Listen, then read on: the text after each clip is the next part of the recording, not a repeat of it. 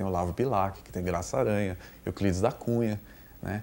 E ele viu uma sociedade se transformando, quer dizer, ele pega um Rio de Janeiro escravocrata, depois vem o período da abolição, depois vem a decretação da República. O Rio de Janeiro, quando ele cresce, é iluminado a lampiões movidos a azeite, né? E quando ele morre, já tinha bonde elétrico, já tinha carro, já tinha cinema.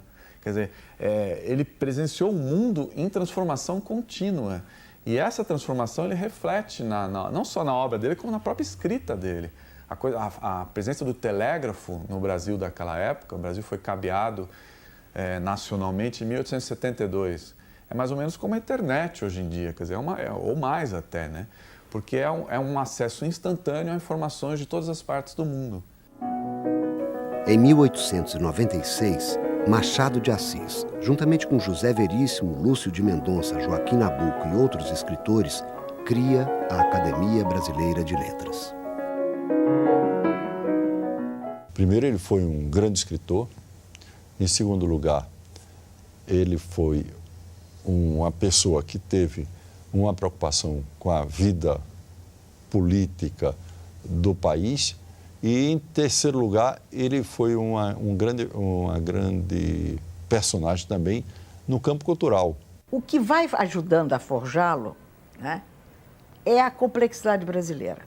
Esses primeiros esboços da nossa nacionalidade, nós precisamos nos definir melhor como nação. Ele era uma pessoa preocupada com o país, com as suas instituições. Há grandes discussões políticas, discussões civilizatórias, podemos dizer isso.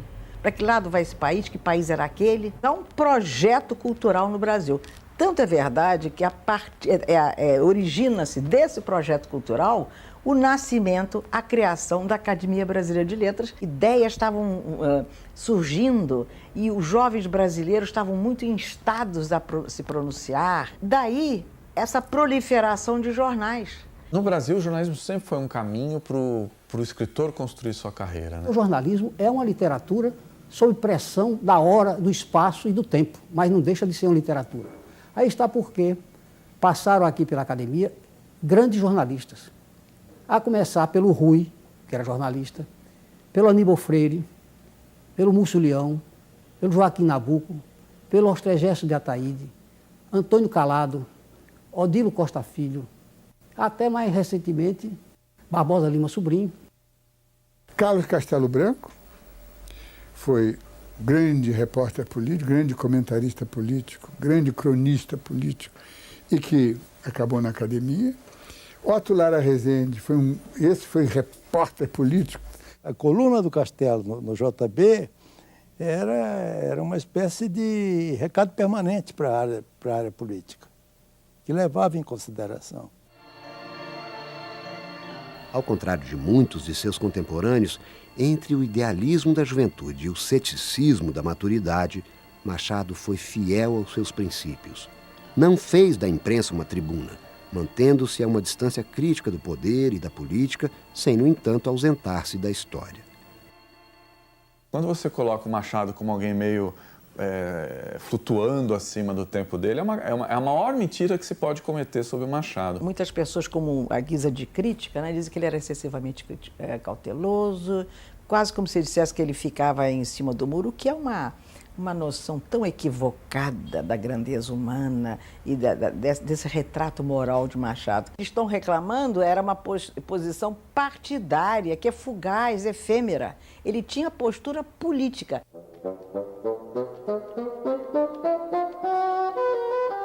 O que é de política? O silêncio é a resposta.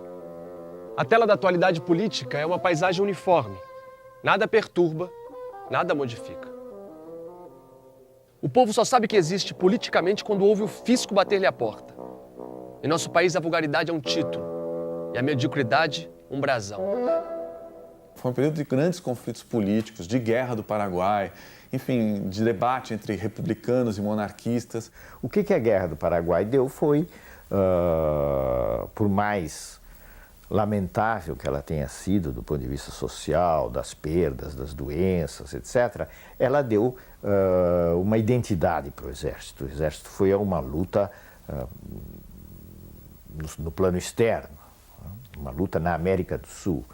Isso deu coesão, deu identidade ao exército e, ao mesmo tempo, deu muito ressentimento e muita crítica contra os casacas. Os casacas eram os civis, que eram aqueles que ficavam no Rio de Janeiro, ficavam nos cafés, ou então faziam negócios vendendo gêneros para as tropas, especulando com os negócios da Guerra do Paraguai. A questão militar é uma questão que tem importância fundamental para a própria proclamação da República, né?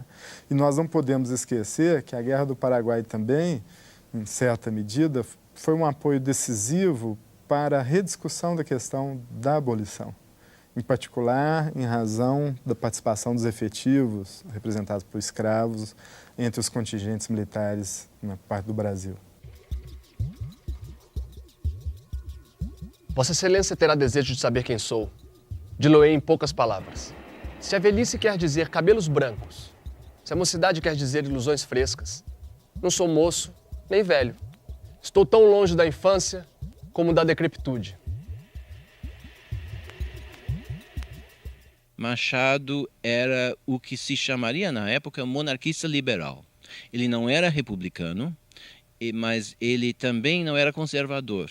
E ele queria que a monarquia, o regime de Dom Pedro II, o segundo reinado, evoluísse para uma coisa mais liberal, sem escravidão, etc, etc. Ele era evolucionista nesse sentido, né? Não sou alto nem baixo. Não sou votante nem eleitor. Quanto às minhas opiniões políticas, tenho duas. Uma é impossível, a outra é realizada. A impossível é a República de Platão. A realizada, o sistema representativo. Quem tinha uma vocação revolucionária dizia que ele era um reacionário, dentro da formação ideológica do tempo. Eu peço aos deuses que afastem do Brasil o sistema republicano, porque esse dia seria o do nascimento da mais insolente aristocracia que o sol jamais alumiou. Durante um período da carreira dele, principalmente nos primeiros anos como cronista, ele era meio chapa branca, né? Ele era meio oficialista. Para ele era Dom Pedro II no céu e o restante de nós na terra. Não frequento o paço, mas gosto do imperador. Tem as duas qualidades essenciais ao chefe de uma nação. É esclarecido e honesto. Ama o seu país e acha que ele merece todos os sacrifícios. Ele teve a oportunidade de acompanhar governos liberais que, às vezes, negavam esse compromisso de mais longo prazo contra a escravidão. A escravidão, decididamente, não é o que diferencia a posição do Partido Liberal do Partido Conservador. Os pontos que eram próprios de um projeto liberal de reforma foram executados por gabinetes conservadores. Em 1850, que é a medida mais significativa contra a própria escravidão, que é a abolição do tráfico, foi iniciativa da Lei Eusébio de Queiroz, conservador. Ele participou da fundação da Sociedade Abolicionista. Ele estava lá na primeira reunião da sociedade que foi fundada pelo Nabuco, Joaquim Nabuco, que era grande amigo pessoal dele, e por outros intelectuais da época. O Machado não numa posição de proa, assim, de ir, subir ao palco e fazer discurso e tudo mais, porque não era a natureza do Machado. Não te envolvas em polêmicas de nenhum gênero, nem políticas, nem literárias, nem quaisquer outras. O pugilato das ideias é muito pior do que o das ruas. Ele tinha uma compreensão muito clara do que isso significava, né, para o Brasil de então. Ele conhecia muito bem a burocracia. Nasceu nela, sobreviveu com ela e tinha expectativa de morrer bem com ela. Uma burocracia que favorecia esse tipo de dependência por parte de uma república de letrados. A escravatura era uma política de governo, o cara era funcionário público, né? A seção que ele chefiou durante muito tempo no Ministério da Agricultura cuidava, de um lado, do acompanhamento da questão das terras públicas e, por outro lado, a questão do acompanhamento do processo de emancipação dos escravos. É possível perceber a convicção do Machado de que era fundamental submeter o poder privado dos senhores, os interesses privados, né, ao domínio público, ao poder público. O Machado conhecia as relações sociais da sociedade brasileira do século XIX, o modo de exercer o domínio senhorial, a dependência pessoal, essa humilhação a qual os dependentes estavam sempre submetidos, fossem escravos, pessoas pobres, por experiência própria. Ele achava que a abolição não era senão a mudança de um regime de exploração direta pela escravidão para um outro regime de exploração. Ele viu que a abolição interessava muito mais aos brancos do que aos negros, digamos, né? Não era nenhuma revolução. Por isso que foi feito por um governo conservador, aliás, né?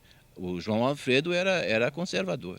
Acho que Machado não tinha ilusões, por exemplo, de que uma transformação social do quilate, de uma superação da escravidão, pudesse ser feita a partir da vontade dos senhores de escravos de abrir mão de sua propriedade. Que ele era sempre muito crítico, mas sempre crítico de uma forma muito irônica, muito oblíqua, né? O Machado nunca era um cara muito explícito assim.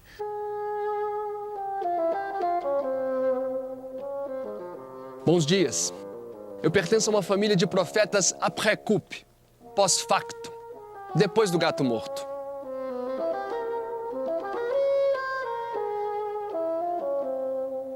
Toda essa história da lei de 13 de maio estava por mim prevista. Tanto que na segunda-feira, antes mesmo dos debates, tratei de alforriar um molecote que tinha. No dia seguinte, chamei Pancrácio e disse-lhe com rara franqueza: "Tu és livre. O meu plano está feito. Eu quero ser deputado. Os homens puros, grandes e verdadeiramente políticos não são os que obedecem à lei, mas os que se antecipam a ela. Dizendo ao escravo, és livre, antes que o digam os poderes públicos, sempre retardatários, trôpegos e incapazes de restaurar a justiça na terra para a satisfação do céu." O período mais frutífero do Machado como cronista, ele viveu na Gazeta de Notícias, né? Nos anos 80. Talvez a grande descoberta foi feita acho que nos anos 50, quando José Galante de Souza, o grande bibliógrafo de Machado de Assis, encontrou uma série de crônicas anônimas na Gazeta de Notícias, justamente dos anos 1888 e 89. São as crônicas de Bons Dias. Eram principalmente anônimos. Na época, ninguém desconfiou que fosse Machado. E ele tomou algumas medidas concretas para que as pessoas não soubessem. O que ele estava dizendo, embora debaixo de uma ironia muito profunda e muito fina, eram coisas que muitas pessoas não queriam ouvir, né? Vai mais longe do que poderia ser se tivesse sido cooptado pela elite. Ele não o foi, apesar de receber a Comenda da Rosa, né? E de fazer uma série de ações civilizatórias na elite. Não se pode negar que ele tinha uma consciência muito, muito aguda do que ele devia dizer, do que ele devia escrever e o que ele devia atacar, não é? Porque ele continua escrevendo. O simples fato de ele ter deixado uma obra tão extensa é que as hesitações que ele teria tido em relação a que gênero fosse e a que crônica fosse, no caso da crônica, né? Nada disso impediu que ele prosseguisse. Bons dias! Hão de reconhecer que sou bem criado. Feito esse cumprimento, declaro que não apresento programa. Portanto, bico calado. Não, senhor. Não tenho papas na língua. Sou um pobre relojoeiro que, cansado de ver que os relógios desse mundo não marcam a mesma hora, descri do ofício.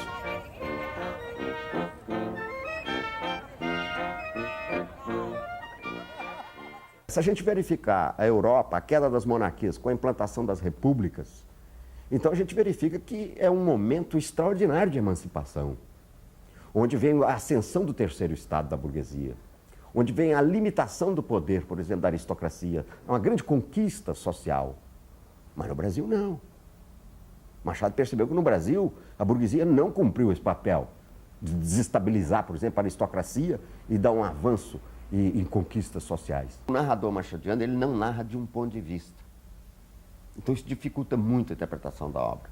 ele não veicula uma determinada ideologia, ele encena o drama de várias ideologias em conflito e solicita do leitor uma reflexão crítica que o leve a decidir pelo sentido desse conflito ideológico. Com esse narrador autorreflexivo, extraordinariamente lúcido, desmistificando as pretensas verdades, ele cria, de certa maneira, uma certa resistência. E o Silvio Romero interpretou essa mutação vertiginosa de ponto de vista do narrador como uma covardia moral, uma incapacidade de assumir um ponto de vista ideológico, de veicular uma ideologia. Quer dizer, seria um mulato maneiroso que está fugindo da responsabilidade. E isso graçou muito em torno de Machado de Assis. Ora, isso é uma falsidade enorme, porque o que ele estava utilizando pela primeira vez na literatura brasileira, na cultura brasileira, é o pensamento multiperspectivado. Você interpretar um fenômeno sob vários pontos de vista. Ele chega a dizer uma frase que deixou indignada muita gente aqui no Rio de Janeiro. Ele diz que foi abolido o preto, falta abolir o escravo. A abolição era muito bem-vinda, mas ela era uma parte do trabalho, né? O negócio era você criar uma sociedade que gerasse empregos e que assimilasse essas pessoas no que hoje a gente chama de cidadania. Até hoje a gente não consegue a tal inclusão social. Machado já falava disso lá atrás, né? 140 anos atrás, né? Esse divórcio da sociedade e do Estado, ele foi o primeiro a perceber com muita agudeza. Machado de Assis, ele é o pensador mais revolucionário, na medida em que ele questiona todo o status quo, na medida em que ele não admite como verdade aquilo que se estabelece como verdade. Houve sol, e grande sol naquele domingo de 1888, em que o Senado votou a lei que a regente sancionou, e todos saímos à rua.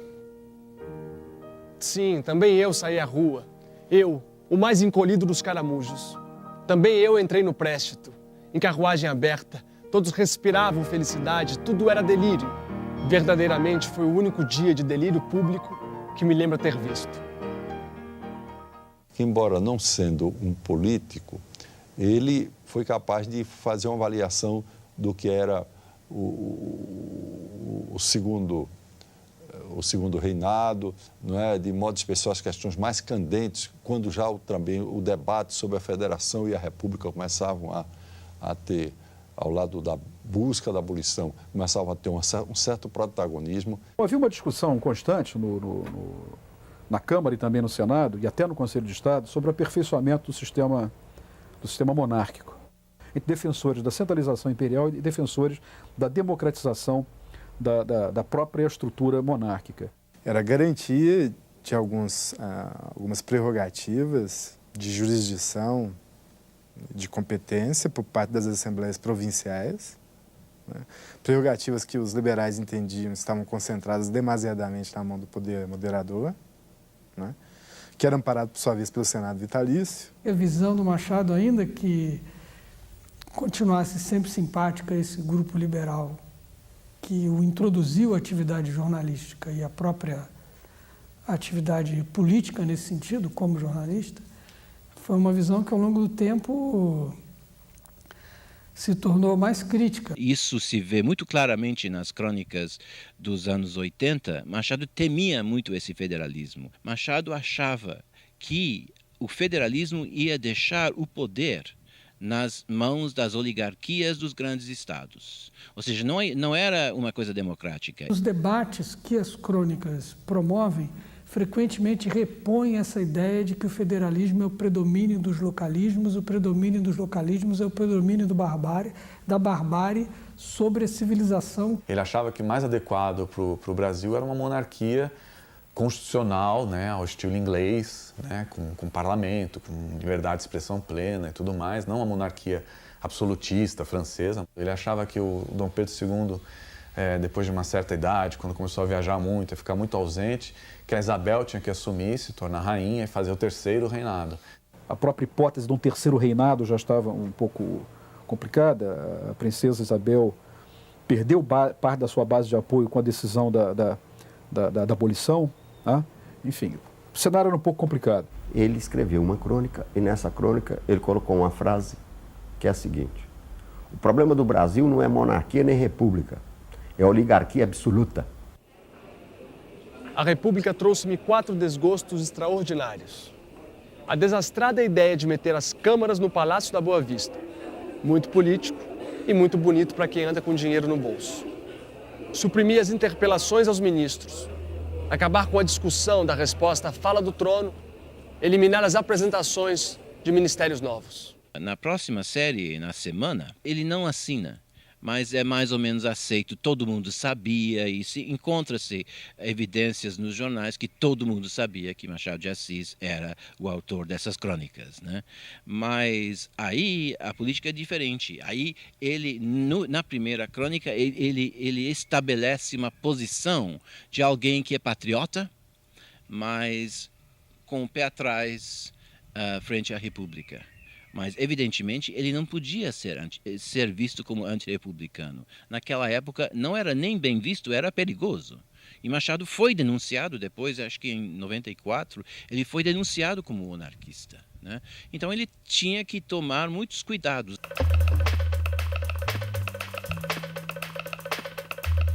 A República até hoje é um mistério, né? Um sistema político de mais de 60 anos, né? 22 até 89, quer dizer, portanto, 77 anos, cai em menos de 48 horas, de 24 horas. O imperador desce de Petrópolis, chega no Paço, é comunicado, quase que imediatamente se dirige ao Cais Farrux, pega o barco lá, é levado para o navio e vai embora. Quer dizer, nenhuma reação, nada. Quer dizer, foi a derrubada de regime mais fácil, talvez, da história da humanidade. E ele, tal como o Joaquim Nabuco, se assustou um pouco quando veio o golpe dos republicanos e a República se instalou no Brasil e acabou logo aceita e assimilada, né? Era um regalo ver a Câmara cheia, agitada, febril, esperando um novo gabinete. Quando os debates eram calorosos, eu da galeria entrava na dança, dava palmas. O presidente da Câmara bradava sempre: as galerias não podem fazer manifestações. Seria lúgubre se, além de me tirarem as interpelações e o resto, acabassem metendo-me uma rolha na boca. Se eu na galeria não posso dar um berro, onde é que eu hei de dar? Na rua, feito maluco? Machado percebeu esse ar de eternidade, por exemplo, de disfunções estruturais que decorrem exatamente desse divórcio de Estado e de sociedade, elite e povo. Uma elite que é alienada. Uma república de fachada que teve que dar no que deu, que foi o Estado Novo e depois o Estado Novíssimo em 64. Quando se fala muito no pessimismo do Machado, né, ele tem o pessimismo da inteligência. Não que ele não acredite no otimismo da vontade, né, mas ele tem o pessimismo da inteligência.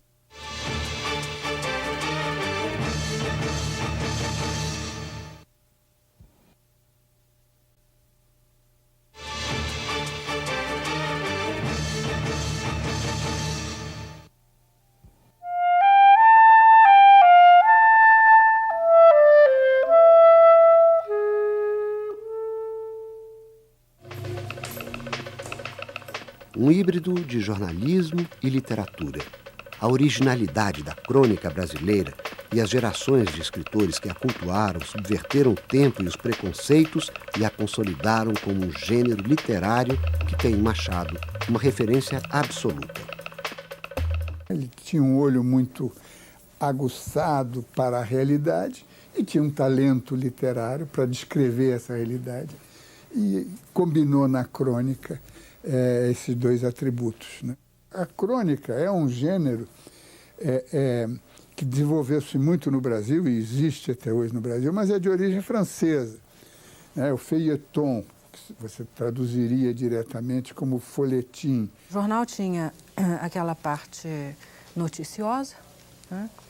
Muito texto, pouca foto, pouca imagem, e tinha uma parte que eram os chamados romances folhetins, que eram obras de ficção, em geral francesas, às vezes inglesas, que vinham de navio e eram publicadas capítulo por capítulo durante as semanas. E, além disso, havia um espaço que, em geral, era aos domingos, no rodapé, onde um jornalista, né, ou que ele chamava na época um folhetinista, tinha que comentar os assuntos da semana.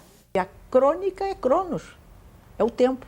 fala do tempo. Daí a palavra crônica, vem de crônico, a cronologia das coisas, a cronologia dos dias, a cronologia da semana. Era um lugar de reflexão, um lugar de sonho, um lugar de costumes, né? Um lugar de observação. É um leitor debruçado sobre as páginas do mundo que aparecem na página do folhetim, na página do jornal. Ele é um comentador que tira valores morais de fatos absolutamente insípidos em si mesmo, né? Que tira uma dimensão de transcendência de dados da natureza, da mudança do frio para o quente, né? Que tira de uma mudança de gabinete uma visão profunda do processo histórico maior. Tempo de guerra, mentira como terra. O grande laboratório era a Rua do Ouvidor.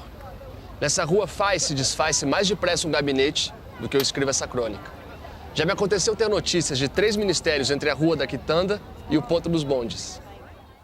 Todos os cronistas modernos beberam, bebem no Machado de Assis. Por ser um gênero muito democrático, quer dizer, muito aberto, você pode fazer na crônica. Dá para falar da visão que tem o cronista de alguma coisa que está acontecendo, mesmo que essa coisa não seja relevante do ponto de vista factual, mas que seja relevante do ponto de vista emocional, né? A crônica, ela se serve do presente, do factual, né? Ela extrai de um fato do cotidiano, um fato presente, não é? Aspectos que podem ter uma permanência. A crônica, ela não pode ser grave, ela pode falar até de assuntos graves, mas ela não pode ser. Não pode ser solene, a solenidade acaba com uma crônica, né? Ele trabalhou muito também a realidade, quer dizer, a crônica jornalística, aquela que tinha que dar conta, dos acontecimentos, também ele fez isso. O contato com a realidade que a crônica permitia é um dos lados que compõem esse processo, que ele vai enfrentando na maneira de ver o mundo e na maneira de figurar esse mundo literariamente. A melhor lição dele, o legado dele, a meu ver, é que mostrar que a crônica é um gênero que se trabalha com a sensibilidade, muito mais do que com a razão. As metáforas do Machado falando de crônica são todas sensoriais, Ele fala, um texto dele muito conhecido. O folhetinista é a fusão admirável do útil e do fútil. O parto curioso e singular do sério consociado com o frívolo. Todo o mundo lhe pertence, até mesmo a política. Ele percebe que a crônica é uma apropriação literária de um instinto humano, que é o instinto de comentar a vida. A partir do José de Alencar e do Machado de Assis, começou a se constituir um gênero. A crônica é um gênero importantíssimo. No Machado de Assis, elas são vasos comunicantes com o restante da obra do escritor. Um dos modos de nós entendermos como é que o Machado de Assis relacionou com o seu mundo e a forma artística que ele deu a isto depende da compreensão das crônicas. As pessoas olham a ficção no Machado como se fosse uma coisa dissociada do jornalismo no Machado. E não é.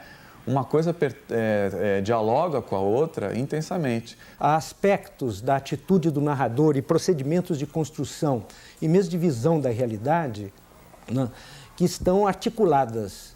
Esses procedimentos estão articulados nas crônicas e são uma ponte para a gente entender os demais gêneros. A crônica era, sobretudo, importante pela liberdade que dava a ele. Quando você lê os primeiros romances, por exemplo, os romances dos anos 70, às vezes são bastante chatos, porque Machado tinha que se ater a uma regra, a uma convenção, a um romance como se devia escrever. A crônica ela é importante no Machado como técnica e ela é importante como captação de um mundo que se transforma cada vez mais de uma forma acelerada. Crônica você pode ser mais brincalhão, você pode ser mais irônico. Ele acompanha essa aceleração do tempo, que significa a chegada das modernidades, Tannhäuser e bondes elétricos. Temos finalmente na Terra essas grandes novidades. Cairão de uma vez o burro e verde? Tudo depende das circunstâncias. Uma das artes da crônica do Machado era tratar de forma leve assuntos graves e tratar de forma grave assuntos leves, que é muito próprio do humorismo. Isso tem uma origem importante no século XVIII, no conto filosófico, em autores que o Machado de Assis leu em profundidade, sobretudo no Diderot e no Voltaire. Ele gostava muito dessa tradição do riso iluminista, né? E, ao mesmo tempo, ele era moderníssimo nos procedimentos literários dele, né? Ele foi muito influenciado pelo Lawrence Sterne, né? Autor do Tristan Shandy, que é uma influência direta sobre o Memórias Póstumas do Brás Cubas. A tal da pena da galhofa e a tinta da melancolia parecem inevitáveis diante do quadro que está ali. O senhor deputado Penido censurou a Câmara por lhe ter rejeitado 2 emendas. Uma que mandava fazer desconto aos deputados que não comparecessem às sessões. Outra que reduzia a importância do subsídio. Subsídio não é vencimento no sentido ordinário, pro labore. É um modo de suprir as necessidades do representante. O fato de não ir à Câmara não quer dizer que não trata dos negócios públicos. Em casa pode fazer longos trabalhos e investigações. A mais bela freguesa dos nossos armarinhos não pode impedir que eu, olhando para ela, problema de matemáticas. Arquimedes fez uma descoberta estando no banho. A obra ficcional do Machado de Assis nasce, num primeiro momento, de uma mescla de gêneros, de um experimentar à mão em muitas direções diferentes, no teatro, nas brincadeiras teatrais, quer dizer, na crônica de costumes, no continho ligeiro. Né? Estes gêneros considerados secundários ou subalternos, na verdade, são uma matéria de aprendizado do escritor. Quer dizer, vamos dizer que a crônica serviu como um terreno fundamental, né, para o escritor apurar a mão, compreende? E apurar a mão, sobretudo, nos modos narrativos, nos modos da narração. A desenvoltura do narrador, a petulância do narrador, o modo como ele enfrenta o leitor, né, passa pelo aprendizado do narrador da crônica, que tem com o leitor de jornal, com o leitor do cotidiano, uma facilidade de relação muito grande. O personagem mais importante da obra dele é o narrador. Quer dizer, é um narrador mutante. É uma mobilidade pura. Essa mobilidade pura é a mobilidade do verdadeiro pensamento dialético. Ele não tem síntese. Ele vai desvelando o real cada vez mais, mas ele não fecha o sentido da realidade. O Machado cronista é um admirável narrador pelo senso da ironia e da relatividade, do relativismo que ele impõe aos assuntos de que trata. É uma capacidade de articular fatos grandiosos, os grandes acontecimentos universais, com a particularidade local. Essa capacidade de estabelecer o contato com o outro, com a alteridade, é muito grande em Machado e ele se tornou o mestre da crônica, que a gente pode chamar a crônica literária. Se você lê as crônicas de fio a pavio, né, que é uma coisa importantíssima e até difícil, né, porque fazer essa travessia depende de um saber histórico imenso hoje, porque grande parte desses fatos são fatos que desapareceram do cenário. Depende, vamos dizer, de um trabalho quase de filologia e de história, para a gente reconstituir esse tecido com que o cronista está trabalhando. O Ministério Grego pediu demissão. Basta. Não reproduz esse telegrama. O Ministério Grego pediu demissão, mas por Vênus, foi para isso que arrancaram a velha terra às mãos turcas? Sombra de Aristóteles, espectro de Licurgo. Legisladores, chefes de governo, filósofos, políticos. Acaso sonhaste jamais com esta imensa banalidade? Oh, 1000 vezes a dominação turca. Horrível de certo, mas pitoresca. Ele saiu fora dessa tradição e privilegiou autores que eram considerados marginais na Europa. Por exemplo, ele não foi estudar Hegel, ele foi estudar Schopenhauer. Schopenhauer não era considerado um grande filósofo na época do Machado de Assis. Hoje está sendo reinterpretado também. Porque o Schopenhauer é um homem que produziu, por exemplo, Nietzsche e produziu Freud. Então, o Machado descobriu esses móveis recônditos do comportamento humano e ele percebeu isso antes de Freud. E ele trabalha o inconsciente, as pulsões da vontade. Ele pratica uma espécie, como eu disse num ensaio de anos atrás, de metafísica de quinquilharias, compreende? E ele é capaz de captar com isso também os solavancos da vida política brasileira, porque ele nunca reconhece de imediato a grandiosidade dos fatos políticos que estão dados na página do jornal. Esta reconsideração é uma reorganização da matéria. Essa reorganização é uma leitura profunda da experiência histórica.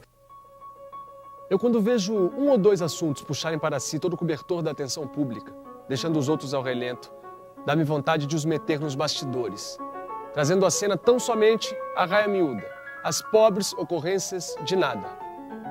A velha anedota, o supapo casual, o furto, a facada anônima, a estatística mortuária, o noticiário, em suma. É que eu sou justo e não posso ver o fraco esmagado pelo forte. Não gosto que os fatos, nem os homens, se me imponham por si mesmos. Os fatos, eu é que usei de declarar transcendentes. Os homens, eu é que usei de aclamar extraordinários. No Brasil, realmente é um fato espantoso que a crônica, tendo vindo de uma visão, como disse o Antônio Cândido, ao rés do chão, né, tenha sido capaz de captar tanta coisa importante da vida brasileira. Né? Não só em termos do nosso modo de ser, das nossas manias, dos nossos vícios, né, e dos nossos sentimentos mais sem nome, mas também captar a alta poesia que ela é capaz de captar muitas vezes. Os cronistas que conseguiram dar esse conteúdo literário às observações do cotidiano, não é?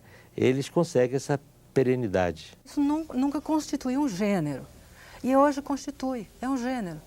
Você vê livros de crônicas, né? Existe um formato, existe o cronista por excelência, que é o Rubem Braga, ele foi só cronista. Ele não tem romance, ele não tem conto, não tem poesia, ele é o cronista por excelência. E ele é o auge, assim, quer dizer, eu acho que foi ele o grande paradigma, né? Mas tudo vem ali, né? De toda essa história. Tudo isto cansa, tudo isto exaure. Nada existe que não seja novo. Este vende, aquele compra, enquanto a chuva cai ou não cai, e o vento sopre ou não. Tal era a reflexão que eu fazia comigo quando me trouxeram os jornais. Que me diriam eles que não fosse velho? Os próprios diários são decrépitos. As mesmas notícias locais e estrangeiras. Os furtos do Rio e de Londres. As damas da Bahia e de Constantinopla. O incêndio em Olinda, uma tempestade em Chicago, as cebolas do Egito, os juízes de Berlim, a paz de Varsóvia e o carnaval de Veneza. O Machado e o Zé de Alencar, que começam praticamente o gênero, passam de fato uma tocha, né, que se transmite depois ao França Júnior, né, Manuel Antônio de Almeida, e que vai adiante, depois na literatura finissecular, com o Olavo Bilac, né, os parnasianos, que escrevem crônicas também, e que vai passando, né, para os simbolistas, né, o Raul Pompeia. Houve um grande poeta modernista, né, que não tenha sido também um grande cronista. Antes de ir adiante, é preciso saber a ideia que faço de um legislador e a que faço de um salteador. O legislador é o homem deputado pelo povo para votar os seus impostos e leis. É um cidadão ordeiro. Redige, discute, vota as regras do governo, os deveres do cidadão, as penas do crime. O salteador é o contrário. O ofício deste é justamente infringir as leis que o outro decreta. Tem por gosto, prática e religião tirar a bolsa aos homens e, se for preciso, a vida. Foge naturalmente aos tribunais e, por antecipação, aos agentes de polícia. Uma espingarda, um punhal, olho vivo, pé leve e mato. Pouca literatura do mundo pôde contar com um escritor tão agudo, com uma vivacidade tão grande, né, capaz de tirar de quase nada dessa matéria misturada do cotidiano valores que nos trazem, que nos obrigam à reflexão até hoje. Imaginai com que alvoroço li esta notícia de uma de nossas folhas. Na Grécia, foi preso o deputado Tales e expediu-se ordem de prisão contra outros deputados por fazerem parte de uma quadrilha de salteadores que infesta a província de Tessália. Sim, essa mistura de discurso e carabina, esse apoiar o ministério com um voto de confiança às 2h da tarde e espreitá-lo às 5, à beira da estrada para tirar-lhes o resto do subsídio, não é comum nem rara, é única. As instituições parlamentares não apresentam em parte nenhuma esta variante. Não é o fato dele estar adiante do seu tempo, mas o fato dele nos ajudar a pensar o nosso próprio tempo, pela capacidade que ele tem de transmitir a complexidade do dele.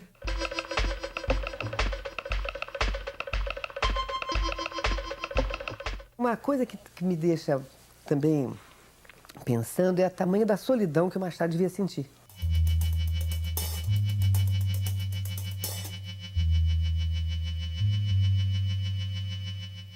Machado é um homem complexo por isso. É que ele acabou questionando o seu tempo, questionando a sua sociedade, questionando a validade dominante da sua época e foi capaz de pensar isso de uma maneira realmente extraordinária, porque talvez seja o homem mais solitário que já houve no Brasil. Não há nenhum escritor até hoje que tenha se preocupado tanto com todas as instituições brasileiras e submeteu essas instituições a uma análise crítica rigorosa. Eu acho que esse é um desafio que o Machado deixa para o futuro, né? E para nós observadores da política no contexto contemporâneo. É fundamental olhar para esse mundo a partir da perspectiva das galerias. Eu sempre digo, se Machado de Assis existiu, o Brasil é possível. Ou seja, o Brasil não tem direito a ser um fracasso ou a fracassar.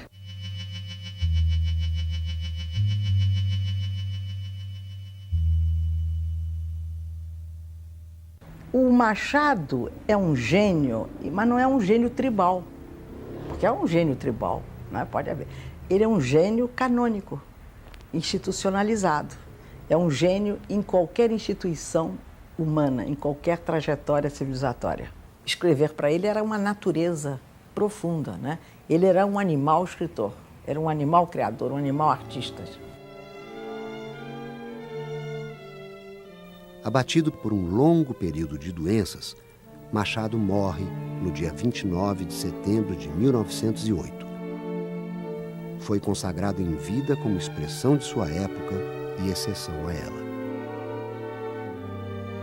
Adeus, minha ilusão de um instante. Tudo continua a ser velho. Nihil sub sole novum.